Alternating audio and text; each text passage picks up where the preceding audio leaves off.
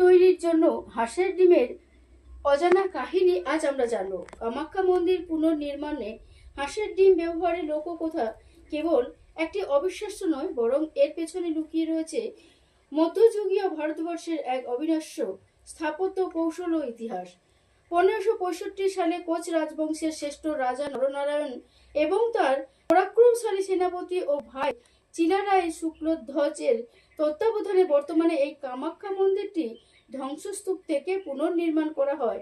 এই নির্মাণের সময় এক অভাবনীয় ঘটনার সূত্রপাত ঘটে। সেই যুগেও আজকের মতো আধুনিক উড়িষ্যা বা মোগল ঘরানার মতো সিমেন্ট বা আধুনিক কংক্রিটের ব্যবস্থা ছিল না।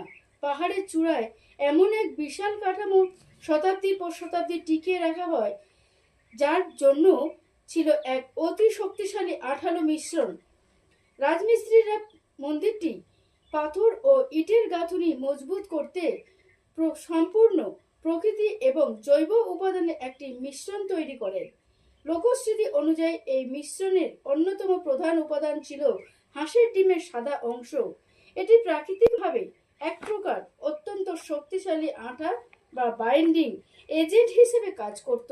হাঁসের ডিমের পাশাপাশি এই মিশ্রণে মেশানো হয়েছিল ঝিনুকের চুন, মাসকলাইয়ের ডাল, বিউলির ডাল, গুড়, আঠালো চালের মাড়, 12 চালের ভাত এবং বিশেষ এক ধরনের রজন।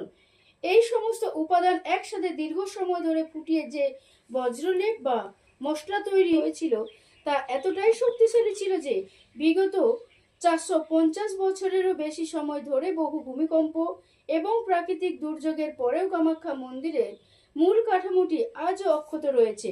যদিও তৎকালীন কোনো নথিতে লক্ষ লক্ষ হাঁসের ডিম ব্যবহারের কোনো সুনির্দিষ্ট সংখ্যা উল্লেখ নেই, তবে স্থাপত্যবিদদের মতে মধ্যযুগীয় অসম ও বাংলার কোচ ও আহমেদ রাজত্বের বড় বড় মন্দির, রাজপ্রাসাদ এবং সেতু তৈরির এই ধরনের ডিম ও ডালের আঠালো মিশ্রণ ব্যবহারের চল বেশ জনপ্রিয় ছিল।